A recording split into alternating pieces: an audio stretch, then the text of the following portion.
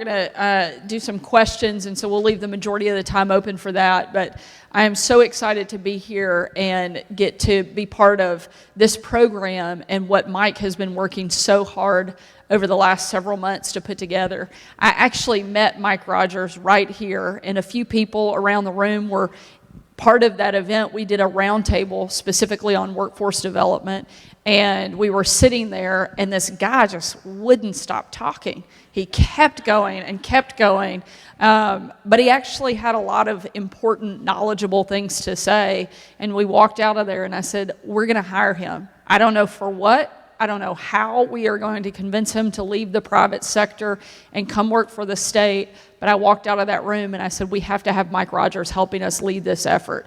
And I went on a crusade at that point to recruit Mike, and am so thankful that we were able to do that and get him to take on the new role that we created as the Chief Workforce Officer.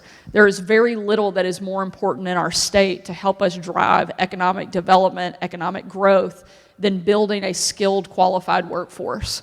Over the course of the 2 years I spent on the campaign, every single community I went to, every single business leader I met with, whether I was in Northwest, Southwest, Northeast, Southeast, or Central Arkansas, every single one said the exact same thing. The biggest challenge they have in their business is hiring skilled, qualified workers. So we knew that had to be one of the biggest focuses that we had.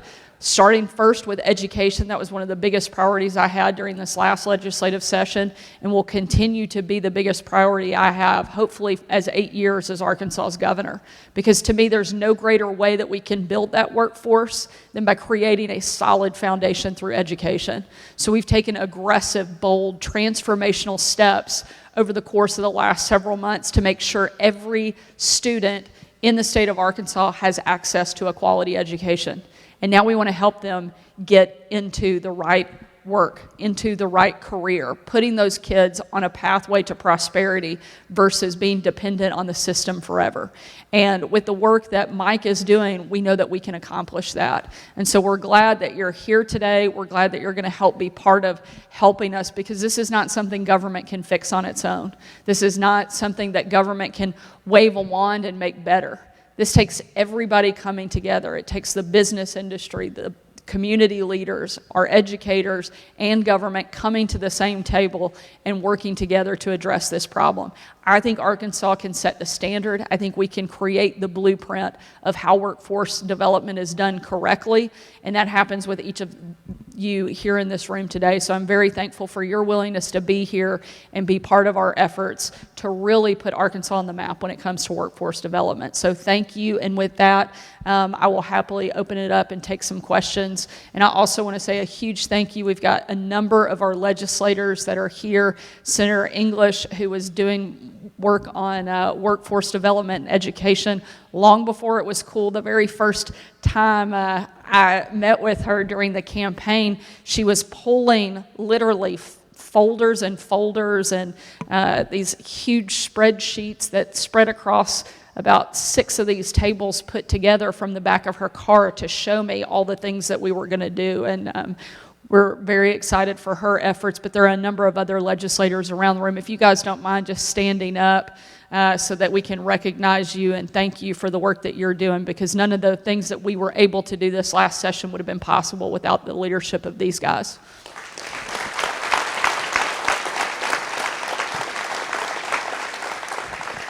Thank y'all. And with that, I'm going to turn it over to Mike, and we'll be happy to take some questions. Yes, we have our first question. You're going to get to see Mike run, the Mike run. So Randy Henderson of Nucor had a question to start. You had to sit in the back corner, didn't you, Randy? Thank you, Mike. I just knew Mike would put me on the spot this morning. Everyone, if you have a challenge in your workforce, what challenges do you have in your workforce with regards to recruitment, with regards to people that need jobs, and regards to people that are unemployed?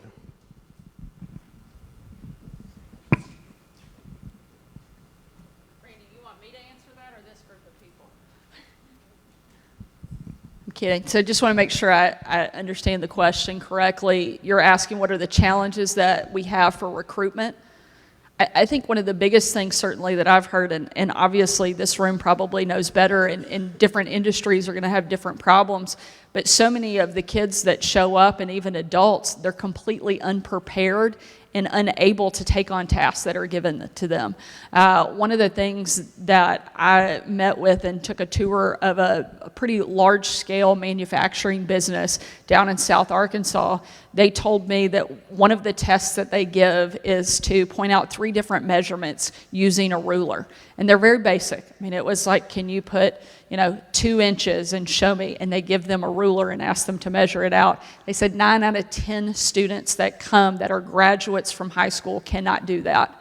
And so we aren't teaching basic skills. So we have to do a much better job. That's why education is so important, is we have to equip students. One of the things I'm so excited that doesn't get a lot of attention in the LEARNS legislation is the dual diploma track, where students in high school are getting to earn certification and credit so they can go immediately into the workforce upon graduation. They're getting those skills as sophomores, juniors, and seniors in high school, and they're being taught the things that they need to go directly into the workforce. And they're also developing a relationship with a community of business leaders that already exist right where they are. So I think that's one of the biggest pieces that we have to do a better job on, is equipping students with the right skills, engaging the business community into our education, bringing that in so that they're actually teaching the students those skills that they need so that they can go into the workforce, can make a huge difference. One of the other things that some people aren't super excited about and have had a little bit of pushback that frankly I think is one of the more important pieces of the LEARNS legislation is the community service requirement for graduation. And I had somebody ask me a few months ago, Sarah, what about the kid who doesn't have a parent that's engaged that will help get them to and from a community service project, or they may not know anybody in their community that can help them complete that? I said, well, that's the exact student that needs it more than anybody else, because they need a relationship with somebody that has a success story that they can look at and they can say, you know what, I can do this. Their school can partner with them. It is very achievable for us to help match them up with mentors within their community so that not only are they seeing, hey, I can achieve this level of success, but they also have a point of pride. Even if it's picking up trash at the high school football stadium on Saturday or Sunday after the game, they get to come in on Monday and say, I did that. This is something they got to be part of. And for a kid to have that point of pride when they have very little else to be excited about and look up to, that changes things for them. So I think there are a lot of different pieces that are helping us prepare students in a way that frankly we have never done in the past. For so long we look at education as simply what does a student know, not asking the question, what can a student do when they graduate? And we have to take a step back and say, what are we preparing them to be capable of doing when they leave here? And if it isn't stepping into the workforce or going into a continuing education so that they are better prepared for the workforce, then frankly, those of us involved in the system are failing those students, and we have to do better, and we can. Anybody else? If you have a question, feel free to just raise your hand. You're right here on the front. We're sharing a mic, so. We'll share that mic as well. Governor, first of all, thank you very much for your emphasis. Thank you for bringing Mike on board and the focus.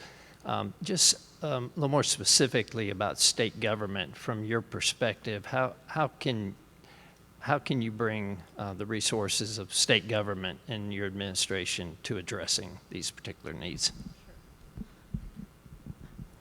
His question, in case you didn't hear in the back, was what can we do as state government to bring the resources together? One of the things, and Mike, I'm going to put you on the spot and make you talk a little bit about this.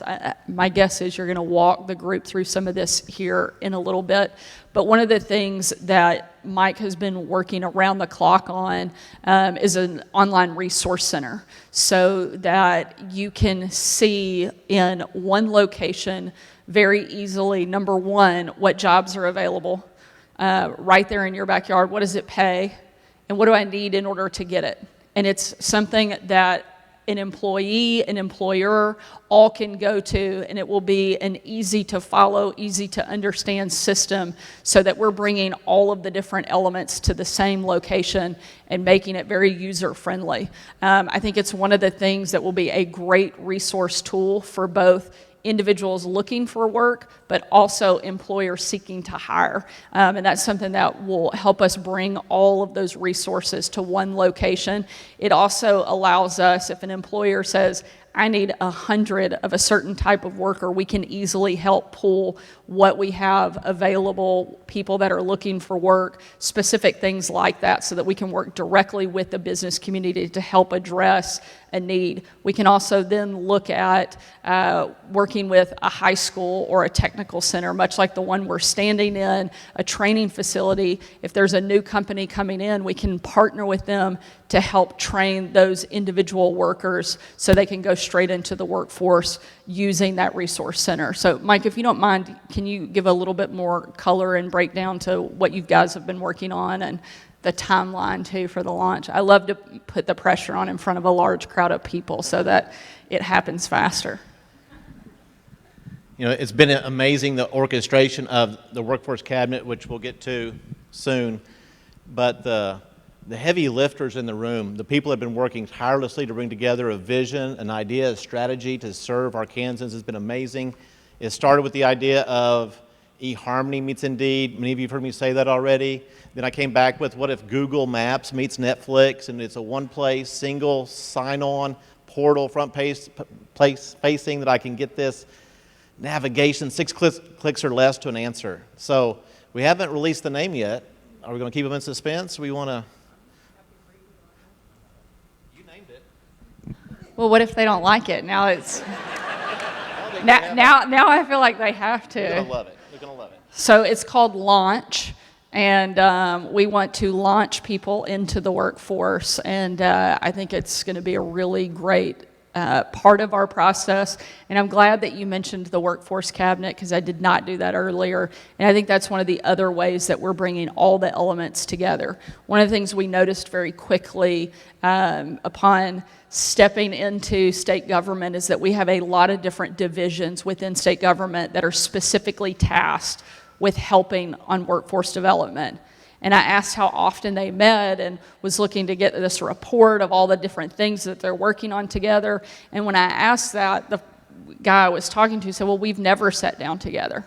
I said, I don't understand. How is it possible that there are 7 different divisions and you are all literally tasked with working on building a skilled, qualified workforce, and you don't meet regularly? And they were like, well, we just each operate kind of our area in our division. So we quickly created the Workforce Cabinet, and now all of our cabinet secretaries are meeting on the monthly basis and talking frequently with one another about how we're bringing all those programs together and integrating the system.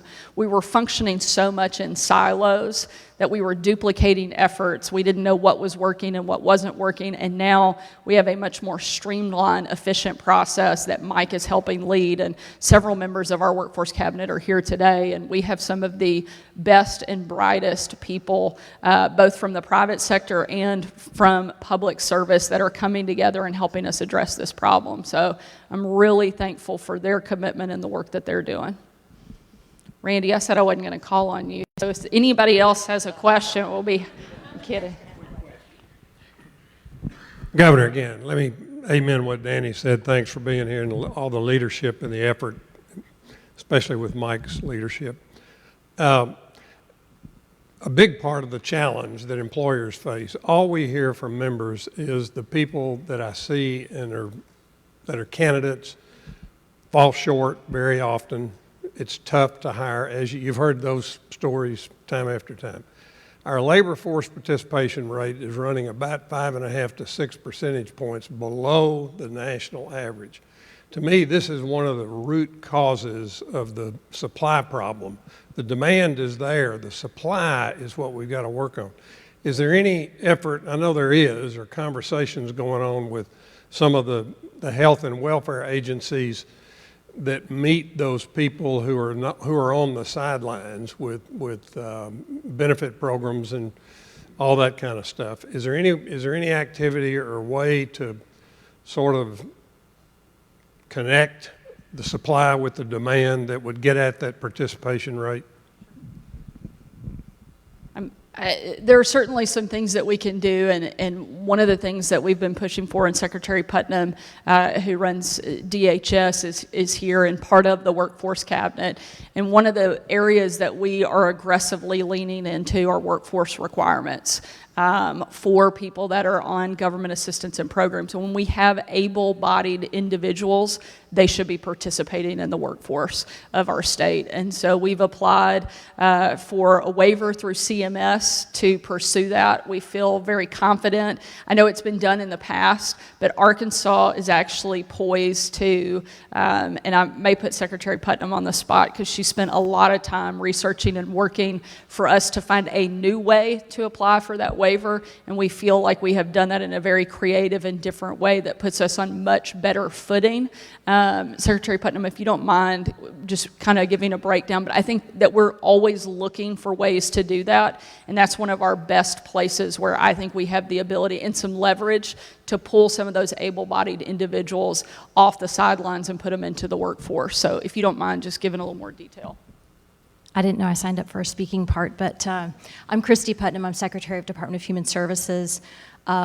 Literally every issue that we deal with in our communities that's a social challenge can be solved with the right opportunity. And so one of the things that we are focusing on is we requested, I think my second week here, I went to Secretary McDonald and I said the Temporary Assistance for Needy Families program is something that we could really use at DHS to help support some of our individuals who need additional connections. So what we're working on, like the governor said, we are working on multiple fronts, one of which is applying for a waiver from Center for Medicare and Medicaid Services to allow us to incorporate a work component. It's not a requirement, it's a work component in our Medicaid program for our expanded population, those who are have received Medicaid because we expanded here in Arkansas. That's just one of the ways. We have other work programs in our department. We have SNAP employment and training. Many of you are probably providers and familiar with that, but we are looking to combine all of these things with Mike's help and with the Workforce Cabinet's help to make sure that we're wrapping around services and supports for families who just have some barriers to employment. I know, I've been in the private sector. I know that a lot of people have childcare, transportation. Those are the two top reasons why people say they can't work, and then there's also the fiscal cliff, the benefits cliff. So when they can't promote or can't work extra hours because if they get extra income, additional income, they move out of eligibility for assistance. That is something that we're going to need everybody in this room and beyond to help address because it is not a quick fix. So we'll be bringing lots of ideas and solutions, but we will be asking for help. And so I just appreciate the support. It's wonderful to work with great partners on the Workforce Cabinet, but we look forward to partnering with the employers. So thank you. One thing I want to add too that we are doing is trying to lead by example from the state perspective. And Secretary Putnam came to us with this idea to run a pilot program, which we actually have kicked off and started at DHS, where we allow workers to bring their children to work, newborn babies up to 6 months. Is that correct? I want to make sure I get the numbers correct for the pilot program. But that does a couple things. It helps us keep moms in the workforce, but it also helps provide that bonding time that we know is so important, and there's so much data to support. And so that's one of the things that we're trying to do from a state perspective is lead by example and allow those moms to continue in the workforce. We've also started a program that we're piloting at DHS as well that is part of that, and that allows parents to bring their kids to work on days if the school closes last minute, which a lot of parents have experienced over the last couple years in particular. It's not a long-term daycare. We are not creating that at DHS, to be clear, but there are so many times where parents have something come up at the last minute and they either means they can't come to work or they're leaving their kids at home by themselves. And so we want to alleviate that. And so we created that Bring to Work program. You have to have approval from your supervisor to participate in things like that, but it's something that we're trying to pilot from a state perspective, and we're continuing to look for innovative ways that we can engage and bring more people into the workforce and lead by example as the state. Sure. Yes, ma'am. We want to capture it. People are watching remotely, so we want to make sure that it's here. Now you got to be careful. That's okay. I'm Sarah Roberts with Cobalt Aero Services in Hot Springs. We've run into the problem here lately where evidently the COVID crisis is over, so a lot of people are coming off of state insurance. And I've ran into a major crisis of everybody scrambling to get insurance, and I can't afford it. I can't afford my medicine. I can't afford this. They say I make too much, and they're making $11, $12 an hour. So what are we doing to alleviate that, or is it something that is going to fix itself, or they just have to reapply? Because we've had a lot of that. I was going to say, I think I'm happy to answer that if you'd like, Governor. So the public health emergency unwinding is what you're referring to, and we have gone through eligibility redetermination. If individuals are making too much money to qualify for their level of Medicaid, they have been discontinued. What we've been working on is we've been trying to partner with providers and with other community partners to make sure that if they qualify for support through the federal marketplace, that they are getting referred to that, because chances are if they're making just too much to qualify for Medicaid, they probably qualify for a significant subsidy up to 400% of the federal poverty level. So that's something that I'm happy to offer my contact information. People will be reapplying. If they were discontinued in error or they didn't return their information, then they should reach out to DHS. But we definitely want to make sure that they're connected to the right level of coverage. There's coverage for them, it just may be a different kind of coverage. Yeah. Just to also add a point of clarification, I think one of the big things that people may not be getting a full picture is that we had, I want to say on average, about 20 to 30,000 people a month prior to COVID are removed from those roles as standard practice because they are no longer eligible. No one that is eligible for Medicaid should be removed. These are people who either have gotten jobs in the process over the last couple of years and no longer are meeting that eligibility requirement. This is something that we've always done and always removed people who are no longer eligible, but that was put on pause during the COVID pandemic. We went through a couple years where no individual was able to be removed, whether they had taken on a new job or had no longer met the eligibility requirement. We could not remove them. And so we had a backlog of about 400,000 to 500,000 people roughly that were no longer eligible that traditionally would have been rotated off. So it feels like there are a lot more all at one time, because there are. But there was a law passed that also required Arkansas to remove those individuals within 6 months.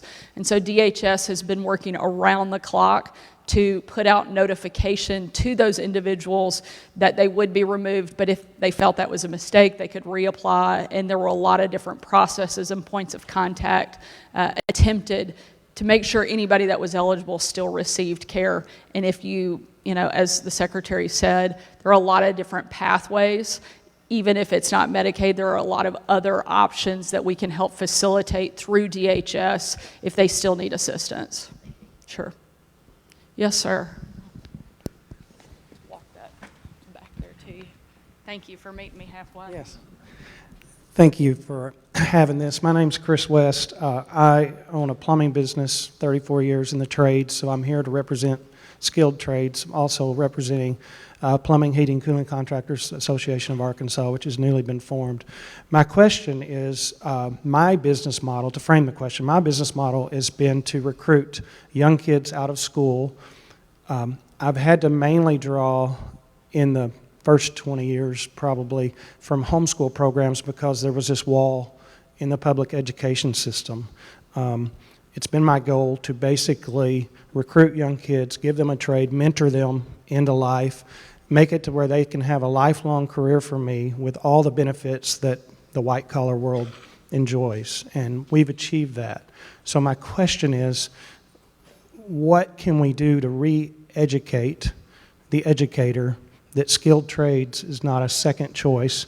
One example, I have a employee that's an apprentice, and he has a master's degree with speech pathology and literally worked a year in the program and left because he couldn't find the value in what he was doing. And so basically he's a classic example of where he was misdirected, you know, at an early age. So how can we re-educate the educator?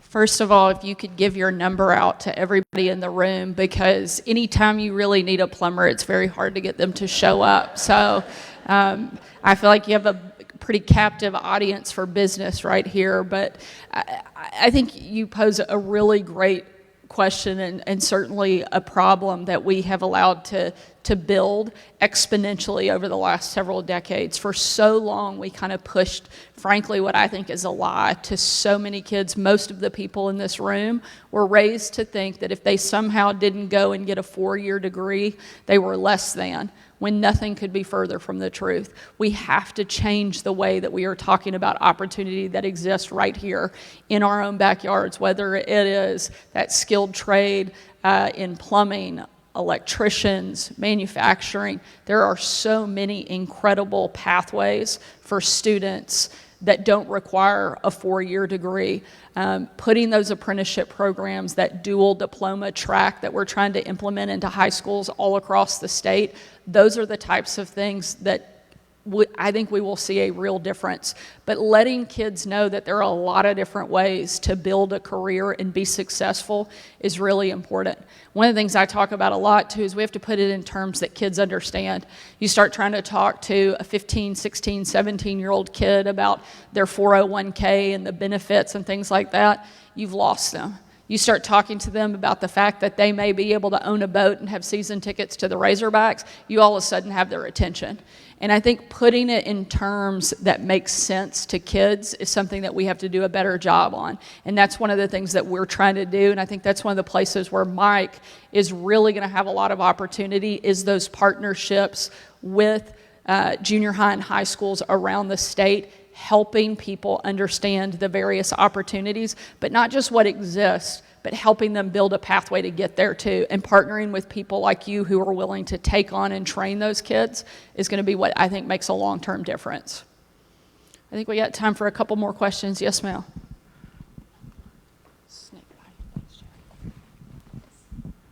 Thanks so much for being here and focusing on the issue and for bringing together the existing departments working on this. I think that's extraordinary. My question has more to do with how can the state continue to support emerging industries?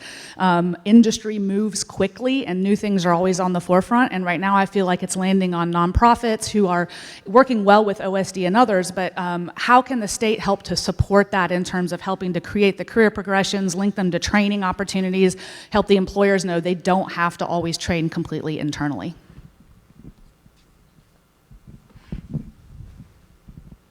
Great question. I think that's where we have to lean somewhat on the business community to help us guide those steps. That's one of the things I know that Mike is trying to work on. But one thing I try to point out is that as a small state, we have the ability to take on a handful of things and do them really, really well. We don't have to be all things to all people. We don't have to be the best in 400 different industries, but we can be really good at about 20 or 25. So let's zero in on the places where we know we can win, and let's really lean into those spaces. That's kind of what Mike has been building out, that I know he's planning to walk through, is some of the categories, and then building skills training centers around helping produce and provide the skills training needed so that we can be number one in those categories. If we go out, and Hugh McDonald, the Secretary of Commerce, is here, and if Hugh tries to chase after every single business, every single potential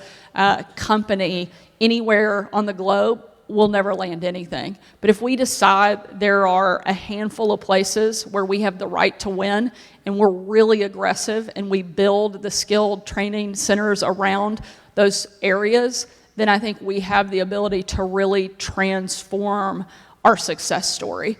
And so that's what we're trying to do, is streamline that process and really focus in on some key areas that we know we can really excel in. Class is over. Hopefully that means it's lunchtime. We'll take one last question right here. Hey, Governor. Chad Causey, Arkansas Aerospace and Defense. You touched on a lot of critical points on getting kids into the workforce. And I think our industry, I represent aerospace and defense companies that have a major presence here in Arkansas, as you know, and we'd be remiss if we didn't talk about creating the jobs that require these critical, important conversations about workforce training. And just wanted to say thank you to you and your team, the governor's office, at Secretary of Commerce, McDonald, and AEDC for leading a group of aerospace and defense companies over to the Paris Air Show, the largest air show in the world. I think that is critical in order to recruit the jobs to come here. I think we're seeing that success. And we have got to have those jobs in order to fill them. And one of the things that our industry has focused on is how do we get and encourage that next generation workforce. And I think you just touched on this a couple of questions ago in discussing, how do you make it resonate with a junior high kid that is trying to figure out what they're going to do for a career, and maybe a bass boat and Razorback tickets is more appropriate. I call it the Boom and Zoom. I pitched Mike on the Boom and Zoom Academy. Y'all went with Launch, but I think Launch works for me too. Well, good. My question is, what can industry do to work with you, to work with Mike, to assist y'all in making those critical connections for kids in junior high, high school that are making those career decisions? What can we do as an industry to support your efforts? First of all, thanks, Chad. I think you standing up brings up a valid point, kind of what you were asking and what I was talking about before in spaces that I think Arkansas has the right to win. Aerospace and defense is one of the places where Arkansas has a right to win and where we're frankly leading. It is now the #1 export that we have, which a lot of people don't know. It's a $1 billion industry for the state of Arkansas and growing. And that's exactly the type of area where we can lean into and continue to grow. How we, I think, talk to those students is frankly sometimes you guys showing up.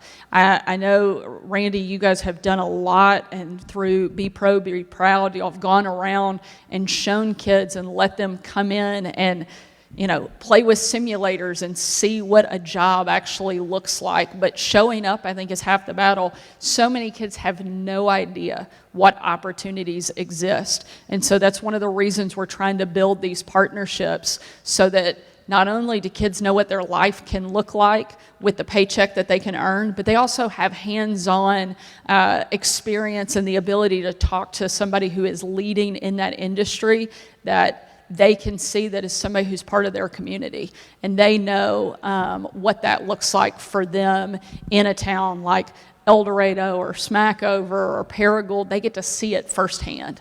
And I think that makes such a huge difference, because so many kids just don't know what exists. And so showing up, walking them through, here's what it looks like, here's what's required of you to get here, and here are the ways that we're going to help you facilitate those things. I think that makes a huge difference. And so, especially in an industry like yours, people think that, building rockets and missiles are kind of cool when they're in high school. And so talking about that and showing them those things can be really fun and interesting for 15 and 16-year-old kids. But yes, ma'am. Well, I said that was the last question, but we'll come back over here. Was addressing that. Sure. And Chad, we've met before. So actually, Cobalt Aero Services is working in hand with, we have a meeting this next week, with National Park College to get a program up and running for basic mechanical skills for aircraft mechanics. And I know Bill Allison is here, and Gary Jackson, Gary Troutman know about this. We are having this meeting. So if anybody would like some information after we meet up and see how far we've gotten to make this a go, that's a critical source. This campus right here would be a great source as well, and we would like to include as many people as we can.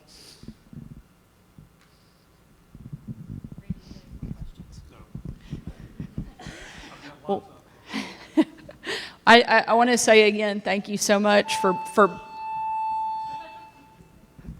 whoever's controlling that obviously didn't vote for me, so only kidding. I want to say again how much we appreciate you showing up. I think that for so many parts of this puzzle coming together is all of the various sectors working hand in hand. And that's what I'm hopeful Mike is able to achieve, is bringing all the players, all the stakeholders to the same table and helping address the problem. I want Arkansas to lead in this effort. I know we're capable of it, and I think that the willingness and the number of people that are in this room today shows that we're serious about doing that.